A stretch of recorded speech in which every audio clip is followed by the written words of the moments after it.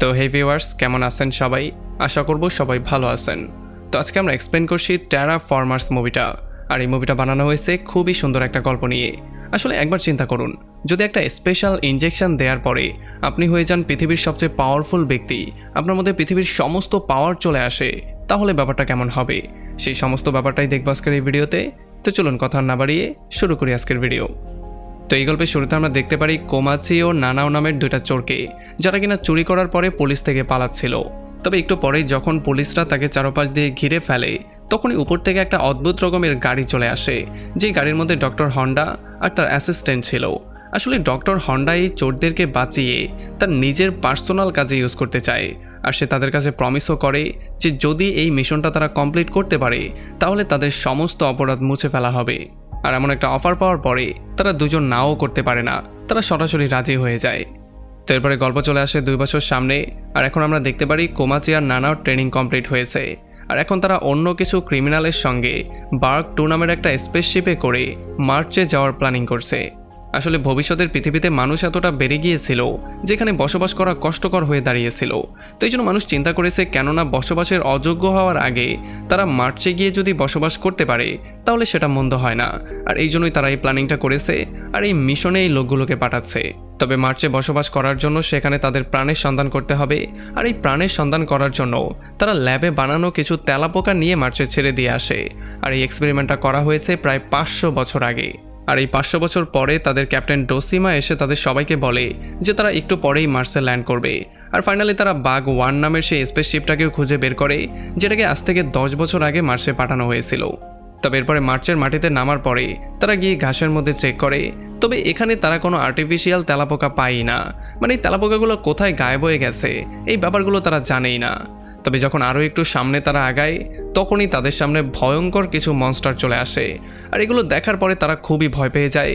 তো এই জন্য তারা গিয়ে পাথরের পেছনে লুকিয়ে পড়ে।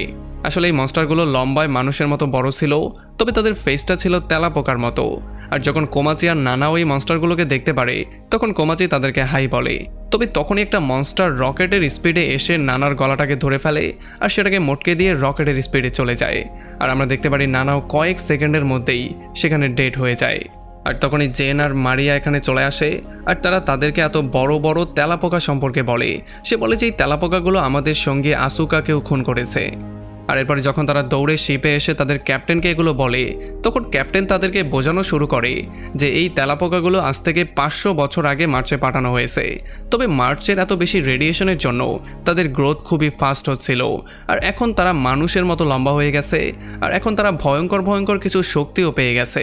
তারা এখন আমাদের চেয়ে অনেকটাই বেশি পাওয়ারফুল। আর তখনই ডক্টর হোন্ডা ভিডিও কলে এসে তাদের সবাইকে আশ্বস্ত করে আর তাদের সবাইকে শান্ত থাকার জন্য বলে। সে বলে যে আমি জানতাম যে এমন কিছু একটা হবে, এই জন্য আমি আগে থেকেই এমন এমন ইনজেকশন বানিয়েছি যেই ইনজেকশনগুলো তোমাদের মধ্যে ইনজেক্ট করার পরে তোমরা ভয়ঙ্কর ভয়ঙ্কর কিছু পাওয়ার পেয়ে যাবে। আর এই পাওয়ারগুলো এতটাই বেশি হবে যে এই মনস্টার তেলাপোকাগুলো তোমাদের কাছে খুবই নগণ্য মনে হবে। তবে এখানের কেউ তো এদের সাথে ফাইট করতেই চায় না, তারা চায় পৃথিবীতে ব্যাক করতে। তবে ততক্ষণে আমরা দেখতে পারি এই তেলাপোকাগুলো তাদেরকে চারপাশ দিয়ে ঘিরে ফেলেছে। আর এই ব্যাপারগুলো বুঝতে পেরে গডলি নামের একটা লোক এই তেলাপোকাগুলোর মনোযোগ অন্যদিকে ঘোরানোর ট্রাই করে। আর সে সবাইকে বলে স্পেসশিপটাকে স্টার্ট করার জন্য। তো এই জন্য সে একা বাইরে চলে আসে তেলাপোকাগুলোর সাথে ফাইট করার জন্য। তবে বাইরে এসে যখন সে ডক্টরের দেয়া ইনজেকশনটা নিজের মধ্যে পুশ করে, তখন তার সেলগুলো খুবই দ্রুত গ্রো করা শুরু করে। আর তার মধ্যে একটা ব্রিস্টের মতো পাওয়ার চলে আসে। সে হয়ে যায় একটা ভয়ঙ্কর মনস্টার। এখন সে হাত দিয়ে আগুন মারতে পারে। আর এই ভয়ঙ্কর পাওয়ার দিয়ে সে তেলাপোকাগুলোর সাথে ফাইট করা শুরু করে আর এক এক করে তেলাপোকাগুলোকে মারা শুরু করে। তবে তার আগুন দিয়ে আক্রমণ করার জন্য তেলাপোকাগুলো একটু আহত হলেও তারা একটু পরে আবারও সুস্থ হয়ে তার উপরে এসে আক্রমণ করত। আর এমন করে একটু পরে একটা তেলাপোকা এসে তার উপরে এত জোরে আক্রমণ করে যে তার সেখানেই মৃত্যু হয়ে যায়। আর ততক্ষণে এদিকে অন্য একটা তেলাপোকা স্পেসশিপের একটা গ্লাস ভেঙে মধ্যে চলে আসে আর সে 2টা মেম্বারকে খুন করে। তবে তখনই ক্যাপ্টেন ডক্টরের দেয়া সে ইনজেকশনটা নেয়। আর এইটা নেয়ার পরে তার সেলগুলো গ্রো করা শুরু করে আর খুব শীঘ্রই সে একটা ভয়ঙ্কর রূপ পেয়ে যায়। আসলে সে শিকারী একটা পোকার রূপ পেয়েছে যে কিনা বাইরে থেকে 100 গুণ বেশি পাওয়ারফুল ছিল। আর এই পাওয়ার নিয়ে সে গিয়ে সেই তেলাপোকার সাথে ফাইট শুরু করে। আর একটা সময় তেলাপোকাকে ধরে এত জোরে সে আছাড় মারে যে তেলাপোকার সেখানেই মৃত্যু হয়ে যায়। এখন এই ব্যাপারটা দেখার পরে তারা সবাই খুব হ্যাপি তো হয়ে যায়, তবে একটু পরেই তারা দেখতে পারে যে তেলাপোকার পুরো একটা গ্রুপ তাদের দিকে আসছে। মানে সমস্ত তেলাপোকারা তাদেরকে চারপাশ দিয়ে ঘিরে ফেলেছে, আর এখন তারা যেই কোনো সময় তাদের উপরে আক্রমণ করবে। আর এত এত তেলাপোকার সঙ্গে তারা কোনো দিনও ফাইট করতে পারবে না। তো এই জন্য তারা ফাইনালি সিদ্ধান্ত নেয় তারা আবারও ব্যাক করবে। তবে যখনই তারা শিপটাকে চালু করার ট্রাই করে তখনই সিস্টেমের মধ্যে ইরোর চলে আসে, আর আস্তে আস্তে করে সমস্ত মেশিন বন্ধ হয়ে যায়। মানে এই ব্যাপারটা দেখার পরে তারা পুরোপুরি শকড হয়ে গেছে, কারণ তারা বুঝতে পারে যে এই সিস্টেমটা এমনভাবে বন্ধ হয়েছে যেন কেউ ইচ্ছা করে সিস্টেমটাকে বন্ধ করে দিয়েছে। তবে তখন ক্যাপ্টেন নতুন একটা প্ল্যানিং করে তাদের সবাইকে বলে যে তোমরা দ্রুত বাগ 1 স্পেসশিপে যাও, আর সেখান থেকে যেই প্রয়োজনীয় জিনিসপত্রগুলো আছে মানে প্রয়োজনীয় যন্ত্রগুলো নিয়ে আসো, যাতে করে আমরা বাগ 2কে ফিক্স করতে পারি। তবে তখন ইচিরো নামের একটা লোক তাকে বলে যে আমি বাগ 1-এ যাব না, আমি এখানে তোমার সাথে থাকবো, আর সেই তেলাপোকাগুলোকে আমি ফেস করব তোমার সঙ্গে মিলে। তবে কোমাচি বাইরে যাওয়ার আগে সে নানার লাশটাকে দেখতে চলে আসে। তবে সে দেখতে পারে যে তার মুখ থেকে কেমন একটা সুতার মতো কিছু একটা বেরোচ্ছে। তবে সে খুব বেশি একটা মাথা ঘামায় না, সে সেখান থেকে আস্তে করে বেরিয়ে চলে আসে। আর এরপর তারা সবাই একটা ক্যাপসুলের মধ্যে বসে পড়ে, যেটা তাদেরকে বাগ 1 নামের সেই স্পেসশিপটার কাছে নিয়ে যাবে। তবে তখন তেজুকা নামের একটা মেম্বার সেই তেলাপোকাগুলোকে ফেস করার জন্য সেই ইঞ্জেকশনটা নিয়ে নেয়, আর এটার জন্য তার সেলগুলো গ্রো করা শুরু করে। আর একটা সময় সে একটা ভয়ঙ্কর মাছের রূপ নিয়ে নেয়। এখন সে ভয়ঙ্করভাবে মুখ দিয়ে আগুন মারতে পারে যেন সে পানি মারছে। আর এই পাওয়ারটার ইউজ করে তারা সবাই ক্যাপসুল থেকে বেরিয়ে একটা গাড়িতে উঠে গাড়ি দিয়ে আগানো শুরু করে। আর এদিকে ক্যাপ্টেন সেই তেলাপোকাগুলোর সাথে ফাইট করছিল আর একটা একটা করে সবাইকে মারছিল। তবে যতই সে মারুক তাদের সংখ্যা ছিল লাখের উপরে, সে কয়টাকে মারতে পারবে? আর এই ব্যাপারগুলো দেখার পরে তার মাথায় একটা বুদ্ধি আসে। সে দৌড়ে গিয়ে অক্সিজেনের সাপ্লাইটা বন্ধ করে দেয়, যাতে করে শিপের মধ্যে কোনো অক্সিজেন না থাকে, আর অক্সিজেন না নিতে পেরে যাতে তেলাপোকাগুলোর এখানে মৃত্যু হয়ে যায়। আর এই প্ল্যানিংটা কাজও করে। অক্সিজেন না পাওয়ার জন্য তেলাপোকাগুলো নিঃশ্বাস নিতে পারছিল না, আর একটা একটা করে তারা সবাই এখানে বেহুশ হয়ে পড়ে যায়। তবে এই ব্যাপারটার জন্য তাদেরও অক্সিজেন নিতে কষ্ট হচ্ছিল। তো এই জন্য ক্যাপ্টেন আর ইচিরো তাদের দুজনের অবস্থা অনেকটা খারাপ হয়ে যায়, আর তারা নিজেরাও সেখানে বেহুশ হয়ে পড়ে যায়। আর তখন এদিকে শিপের মধ্যে তারা দেখতে পারে যে কোটি কোটি তেলাপোকা তাদের উপরে আক্রমণ করতে আসছে, যেন তেলাপোকার একটা পাহাড়। তবে তবুও তেজুকা শান্ত হয় না, সে তার মুখ দিয়ে আগুন বের করে করেই আস্তে আস্তে করে সামনের দিকে আগাচ্ছিল। আর খুব শীঘ্রই তারা তেলাপোকার দেয়ালটাকে ভেদ করে সোজা এই পারে চলে আসে। আর এটা দেখার পরে তারা সবাই খুবই হ্যাপি হয়ে যায়। তবে তখনই তারা সামনে দেখতে পারে এর চেয়েও বড় একটা দেয়াল তাদের সামনে দাঁড়িয়ে আছে। এখন এত বড় একটা দেয়াল তেজুকা একা তো আর সামলাতে পারবে না। তো এই জন্য আরও 2টা মেয়ে তাদের ইঞ্জেকশন নিয়ে নেয়, আর তারা 3জন মিলে এই দেয়ালটাকে ফেস করা শুরু করে। তারা সবকিছু ঠিকঠাক মতোই করছিল, তারা দেয়ালটা ভেদ করে এই পারে চলেও এসেছিল। তবে তখনই কেন জানি তাদের রোভারটা উল্টে যায়, মানে এটা কিছুটা অ্যাক্সিডেন্টের মতো করে আর সেটা উল্টে পাল্টে যায়। আর এই জন্য তারা 3জন সেখানে পড়ে খুবই আহত হয়ে যায়। তবে রোভার যেহেতু অটো পাইলট মোডে ছিল, তো এই জন্য সে বাকি সবাইকে বাগ 1 পর্যন্ত নিয়ে যায়। যদিও তারা 3জন নিজের সর্বোচ্চ দিয়েই তেলাপোকাগুলোর সাথে ফাইট করার ট্রাই করছিল, তবে শেষ পর্যন্ত কোনো লাভই হয় না, তারা তেলাপোকাগুলোর হাতে মারা যায়। আর এদিকে যখন রোভারের মধ্যে তারা সবাই জ্ঞান ফিরে পায়, তখন বাইরে বেরোয় তারা দেখতে পারে তারা বাগ 1 পর্যন্ত চলে এসেছে। তো এই জন্য বাইরে গার্ড দেওয়ার জন্য 2জন দাঁড়ায়, আর বাকি সবাই মধ্যে যায় বিভিন্ন জিনিস কালেক্ট করার জন্য। তবে যখন তারা মধ্যে এসে মেশিনটাকে চেক করে, তখন তারা দেখতে পারে এই বাগ 1 মেশিনটা পৃথিবীতে কাউকে ডাটা ট্রান্সফার করছিল। আর এই ব্যাপারটা দেখার পরে তারা খুবই শকড হয়ে যায়, কারণ তারা বুঝতে পারছিল না যে এই কাজটা কে করছে।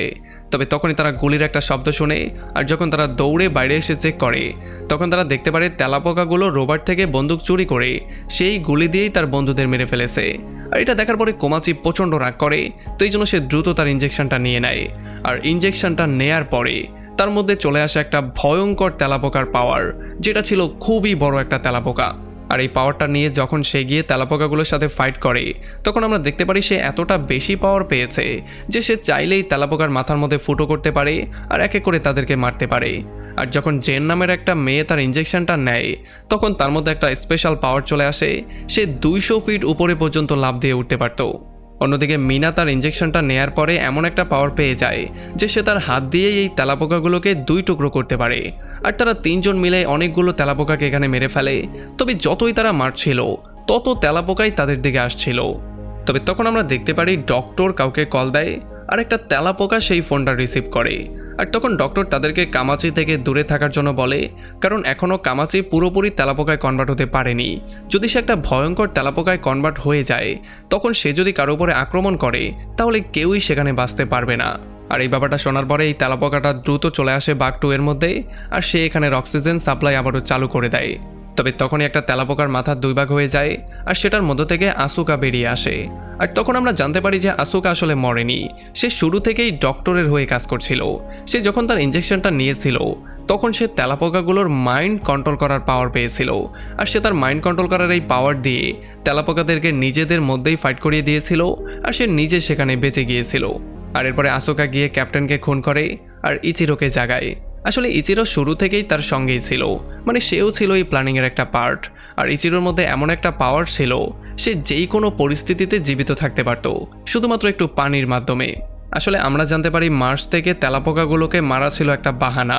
তাদের আসল উদ্দেশ্য ছিল তেলাপোকার একটা ডিম পৃথিবীতে নিয়ে যাওয়া, যাতে করে তারা এটা জাপানে নিয়ে দিতে পারে, আর জাপানের সরকার এটা নিয়ে রিসার্চ করে তারা একটা বড় বাহিনী তৈরি করতে পারে। তবে যখন আসুকা আর ইচিরো এই ডিমটা নিয়ে পৃথিবীর উদ্দেশ্যে বেরিয়ে পড়ে, তখন রাস্তায় এই ডিমটা ফাটা শুরু করে, আর একটু পরে ডিমের মধ্য থেকে 2টা বিকশিত তেলাপোকা বেরিয়ে আসে। আর যখন আসুকা গিয়ে তার পাওয়ারের ইউজ করে তাদের দুজনের ব্রেইন কন্ট্রোল করার ট্রাই করে, তখন সেটা করতে পারে না, কারণ এই তেলাপোকাগুলো ছিল তার চেয়েও বেশি পাওয়ারফুল।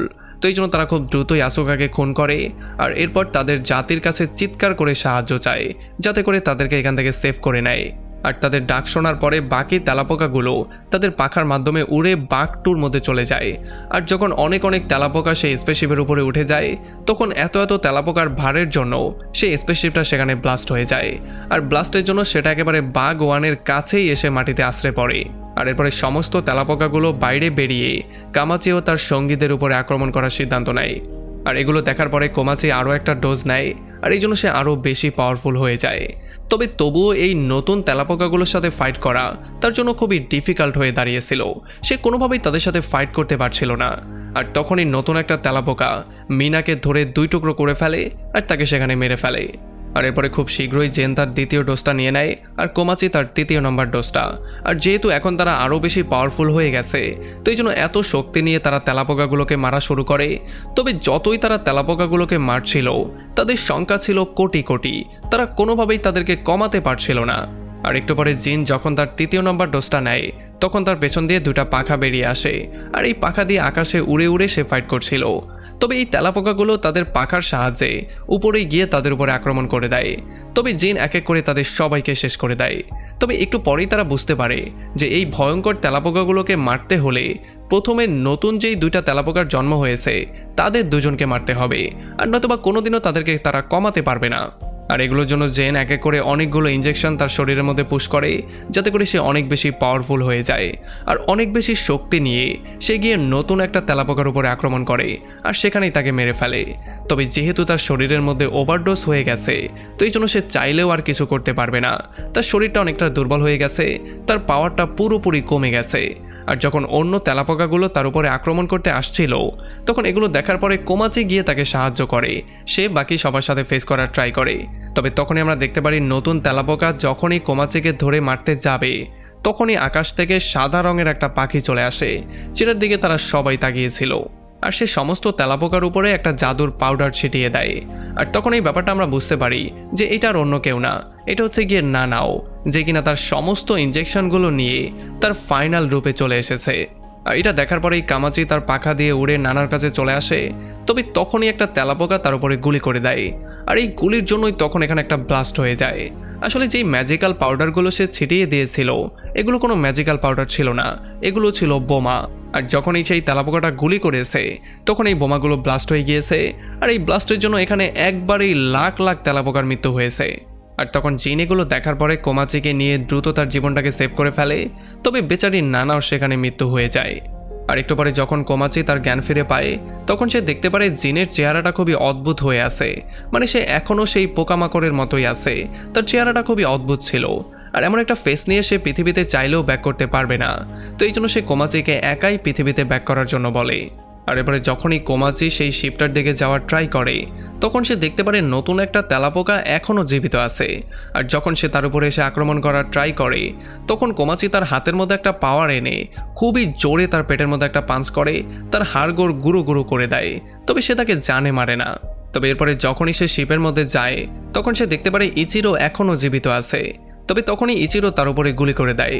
তবে তখন আমরা দেখতে পারি ইচিরো আসলে তাকে না, তার পেছনে দাঁড়িয়ে থাকা একটা তেলাপোকাকে শ্যুট করে মেরে ফেলেছে। আর এরপর তারা দুইজন মিলে সেই শিপে করে সেখান থেকে বেরিয়ে পড়ে পৃথিবীর উদ্দেশ্যে। আর এদিকে ডক্টর দেখতে পারে ইচিরো তার পুরো সিস্টেমটা হ্যাক করে নিয়েছে। এখন সে তার সমস্ত ভিডিওগুলো সমস্ত দেশের ন্যাশনাল টিভিতে প্লে করে দিয়েছে। তবে এগুলোতে ডাক্তারের খুব একটা কিছু যায় আসে না। আসলে তার এসকেপ প্ল্যান ছিল একটু ভিন্ন। সে বাগ 1 থেকে যেই ডাটাগুলো পেয়েছে সেগুলোকে বিভিন্ন দেশে সেল করে সে কোনো রকমে তার জীবনটাকে সেভ করে নেবে। আর অন্যদিকে ইচিরো ফাইনালি কসম খায় সে এটার সাথে জড়িত সবাইকে শাস্তি দিবে, এবার সেটা যেই কোনো মূল্যে। আর তখন কামাচিও কসম করে যে তাদের সবাইকে আমি সেখানে জীবিত পুঁতে ফেলে আবারও মার্চে ব্যাক করব। আর এমন একটা পয়েন্টে এই পুরো মুভিটা এখানে শেষ হয়ে যায়। তো আমাকে কমেন্ট করে জানান কেমন লাগলো ভিডিও। যদি ভালো লাগে তাহলে অবশ্যই একটা লাইক করবেন।